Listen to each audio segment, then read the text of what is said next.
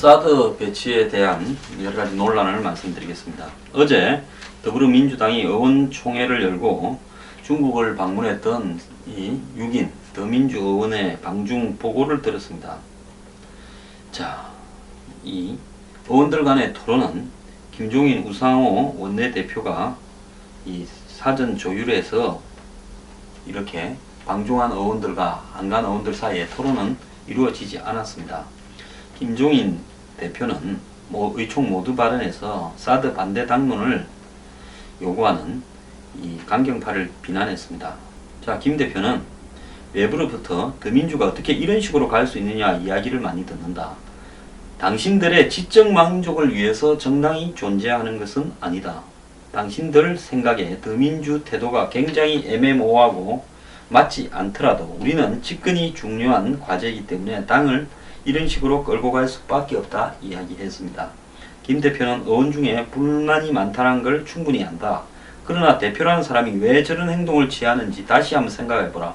관행에 젖은 대로 당을 운영한다면 나도 편하다는 걸 알지만 지금 나라 전체 상황이 변화하고 있고 이 세계가 변화하고 있다. 고정관념에 사로잡혀서 당을 운영해선 국민의 뜻을 받아들일 수 없다라고 이야기를 했습니다. 자, 121명의 의원 중에서 60명만이 나와서 이 이야기를 들었다고 하는데요.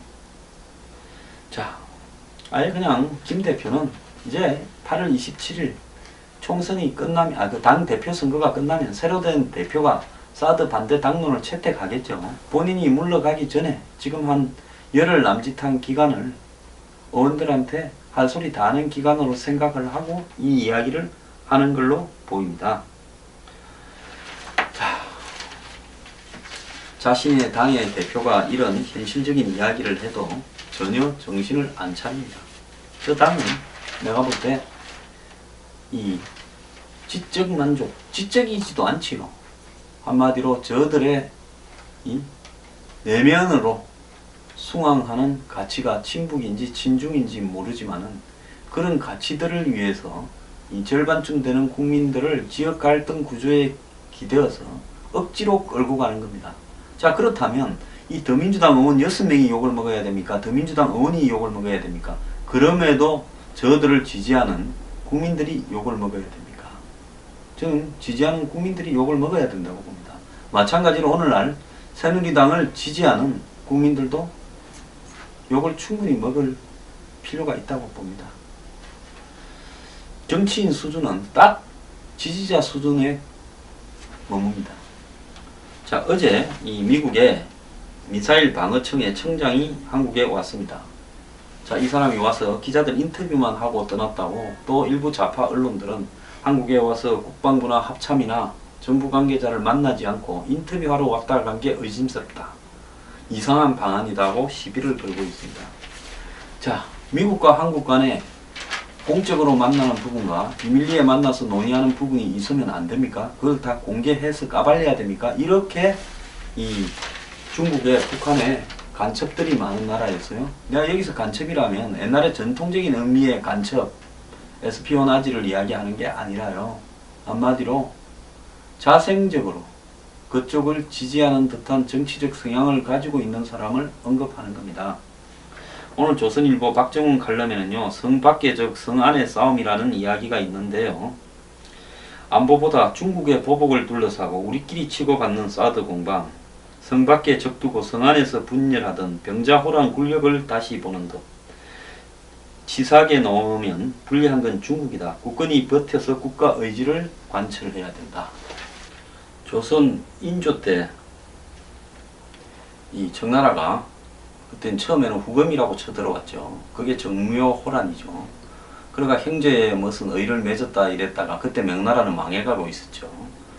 뒤에 이제 청이라고 이 국호를 고치고 조선은 이제 형제의 관계가 아니라 군신 관계를 요구해서 우리가 거절을 하니까 쳐들어왔습니다. 당시 인조는 강화도로 도망을 가려다가 못 가고 청나라의 척후대가 먼저 강화도 근처에 와 있다 해서 겁을 먹고 못 가고 남한산성으로 올라갔습니다. 그래 남한산성에 갇혀가 40일 이상을 농성을 했죠. 그런데 왕이 남한산성에 갇혀 있는데 전국에서 구하러 온다던 뭐 관찰사나 지역 부대들은 제대로 싸워보지도 못하고 죽거나 도망가 버렸습니다. 제가 전에 이야기했지 않습니까? 조선의 전체 군대가 다 틀어봤자 4, 5천도 제대로 없었다. 전부 장부상의 가짜 군대였다는 겁니다. 그러다 식량이 떨어지니까 남한산성에 갇혀서 고생 좀 했지요. 그러니까 이제 두 패로 나누어서 청나라에 항복하자, 끝까지 싸우다 죽자 하는 주전 주화파로 나누어졌습니다. 결국 주화파가 이겨서 선조가 삼전도로 내려갔죠. 저기 지금 송파 근처입니다. 송파에 가면 지금도 삼전도 탑이 있지 않습니까? 서울 송파에요. 거기서 이제 무릎을 꿇고 머리를 조아렸습니다. 오랑캐라고 부르던 이 후금의 왕한테 이제 황제라 칭하면서 무릎을 꿇었습니다. 그때부터 청나라의 졸개가 됐죠. 자, 그러고 난 다음에 수많은 사람들이 청나라로 잡혀가고 이 주전파들은 목이 달아나고 그랬습니다. 이 김훈이 소설 남한산성에서 이걸 소설로 썼죠. 자, 우리가 지금 그때와 뭐가 다릅니까? 중국이 경제 보복을 할 거라고 지레 겁을 먹고 우리가 지랄들입니다. 일부 이 중국과의 경제관계에서 손실을 볼 수 있다라고 생각하는 대기업 경제연구소에서 바람을 잡고 그 계열 언론들이 보도를 해제끼고 기껏 해봤자 지금 중국 관광객이 조금 작게 왔다요? 뭘 작게 왔습니까? 7월까지 돈 안 되는 중국 관광객이 473명으로 사상 최대고요. 이 사드 배치 결정 전후 중국 관광객들이 5주간에 16%가 증가했습니다. 자, 그런데 아직 중국이 시작도 하지 않은 뭐 비자 조금 발급 제한하고 연예인 한 몇 명 출연이 좀 늘어졌다 해서 중국의 경제 보복 운운하면서 별생 빨강을 해대고 있습니다. 중국이 기침도 안 했는데 한국은 감기가 아니라 독감이 아니라 바이러스로 죽는다고 지랄을 하고 있습니다. 자, 그때 솔직히 말하면 조선 왕조가 남한산성에 갇혀서 굶어 죽을 때까지 싸웠어야 조선이 저는 일본한테 병합되지 않는 그런 계기가 됐다고 봅니다. 그래서 백성도 정신 차리고 썩은 왕조는 무너져야 되면 무너져야 되지요. 강화도로 가면 될 건데 그 중간에 중국 청나라의 척후대가 선발대가 와서 기다린다니까 싸워볼 생각도 안 하고 남한산성으로 또 도망간 사람입니다. 자, 이 한 번쯤은 청나라의 식민지가 되었어요. 겪어보다가 그 다음에 전국에서 반란이 일어나서 청나라를 추방하는 이런 역사를 거쳐서야 조선이 일본의 합병이 되지 않을 수 있었던 겁니다. 자, 지금 이런 오랑캐 근성들이요 수백 년이 흘러가도 지금 400년이 훨씬 넘고 500년이 돼가지 않습니까? 그럼에도 불구하고 하나도 고쳐지지가 않았던 것이 지금 이 한국입니다. 일본이요 어제 사드를 지금 일본에 레이더가 2개 있죠. 아오모리하고요 교토한고시예요. 이 레이더만 있는데 이 레이더만 있는 게 아니라 여기에 더해서 사드 포대까지를 갖다가 전체를 도입을 검토를 서두르겠다고 했습니다.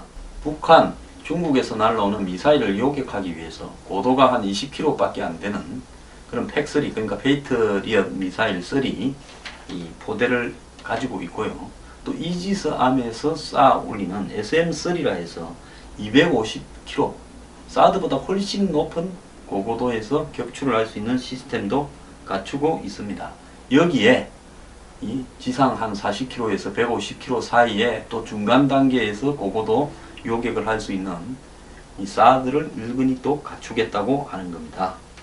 그래서 일본은 1차, 2차, 3차로 북한이나 중국의 미사일을 요격하는 시스템을 갖추겠다고 하는 겁니다. 자, 일본의 북한의 노동 미사일이 일본 뭡니까? 이카타현 25km, 250km 전방 배타적 경제 수역에 떨어지니까 일본은 이 부분을 일본에 대한 북한의 직접적인 협박으로 간주하고 안보 불안이 일본 국내에서 여야를 막론하고 높아졌습니다.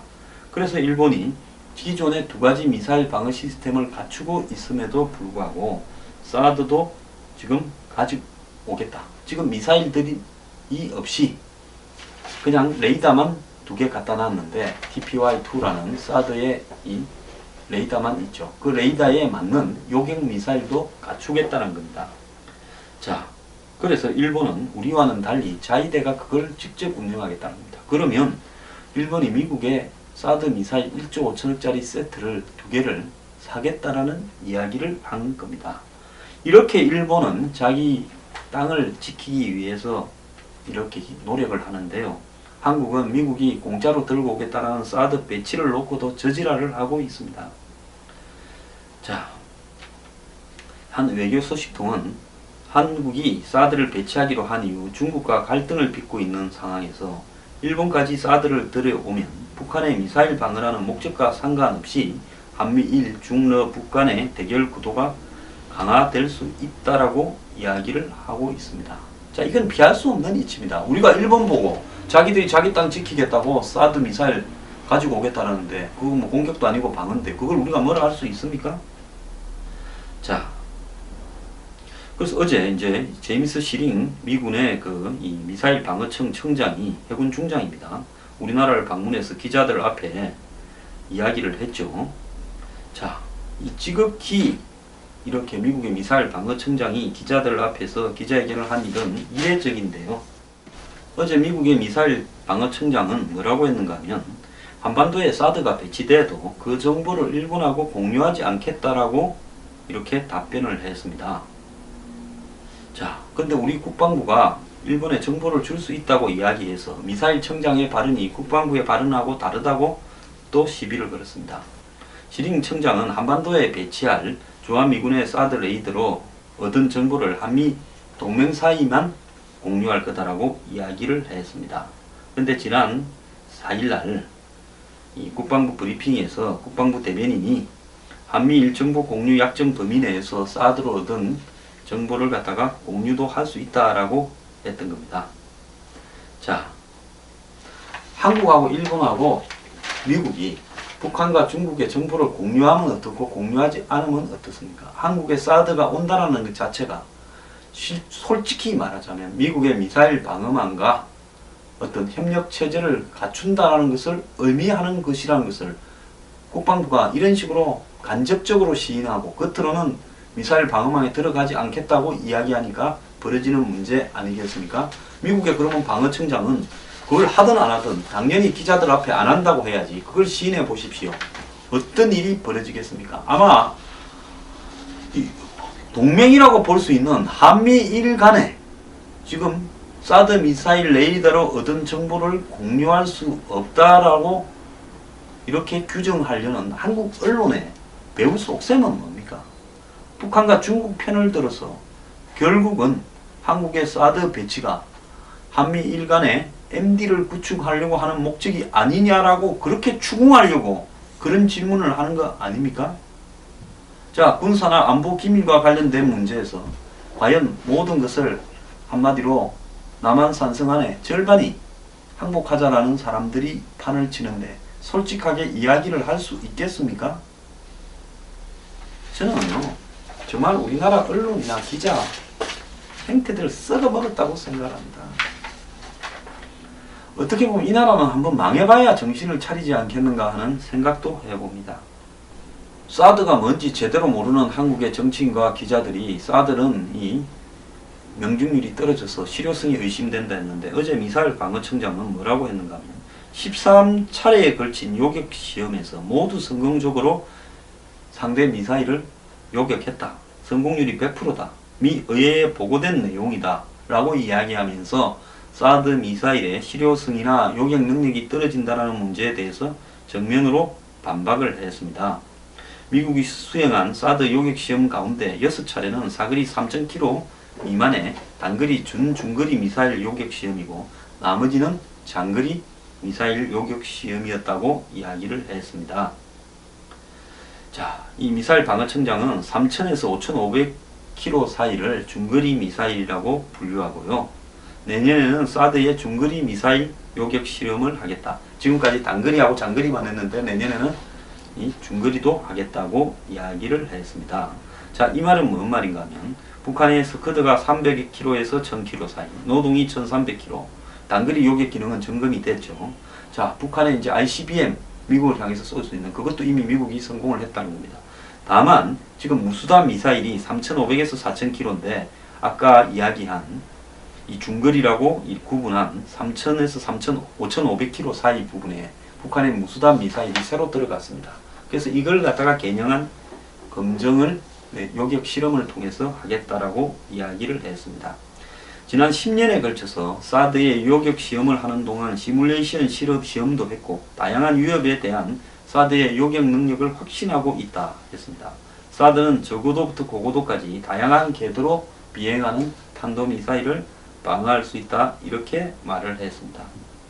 또 어제 실일청장이 이야기했습니다. 사드가 종말 모드로 전방위 모드가 아니라 레이더가 종말 모드라면 한반도 내부에만 탐지할 수 있는 수준으로 레이더의 수준을 낮추겠다라는 거죠. 전방이라고 하면 이렇게 그 레이더가 탐지할 수 있는 키로가 이렇게 1000km를 훨씬 넘는 수준으로 한 2000km까지 보는 것을 이야기하겠죠. 자, 중국을 의식해서 미국의 미사일 방어청장이 이런 말까지 구체적으로 하도록 기자들이 질문을 해야 되는 겁니까? 자, 배치는 종말 모드로 하겠다고 해놓고 실제 배치하고 나면 전방 배치 모드로 전환할 가능성이 없느냐? 이 질문에 대해서 정말 이렇게 묻는 기자들도 정말 나쁜 놈들입니다. 순수하게 물리적인 측면에서 단기간에 전환하는 게 가능하다면서 한반도에 배치될 사드가 중국을 겨냥하는 일은 없을 거라고 이야기했습니다. 솔직하게 이야기했네요. 바꾸는 게 가능은 하다. 기술적으로 가능하겠죠. 이렇게 모두 키만 하나 바꾸면 단기가 됐다 장기가 됐다 하지 않겠습니까? 자, 전방 배치 모드의 경우에 이 청장은 1000km라고 이야기를 했는데 종말 모드의 경우에는 전방 배치 모드보다 짧다라고 이야기하고 키로는 이야기를 안 했습니다. 잘했다고 봅니다. 한국에 더 많은 정보를 줄 필요가 없습니다. 왜? 그걸 가지고 또 악용해서 또 다른 시비를 갖다가 할 거니까요. 어제 전자파 유해에 관한 질문은 거의 없었는데요. 기껏 해봤자 이 전자파 유해성 논란에 대해서 다른 지역에서 운영 중인 사드 레이더의 경우 지난 10년 동안 인근 지역 주민의 안전 문제나 사고가 하나도 발생하지 않았다. 사드는 주변 환경, 공기, 토양, 동식물에 부정적인 영향을 주지 않음이 확인됐습니다. 지금 지구상에 배치되어 있는 사드 5개가요. 전부 미국 땅에 있습니다. 오클라호마하고 텍사스에 2개씩 있고 괌에 1개 있다지 않습니까? 미국 땅에서 이런 문제가 발생했으면 미국 국민들이나 미국의 이 로펌 변호사들이 엄청난 집단 소송을 통해서 돈을 받아내는 징벌적 배상 제도에 능한데 수천억을 받아냈겠죠. 그러지 않습니까? 그런 것만 찾아다닙니다.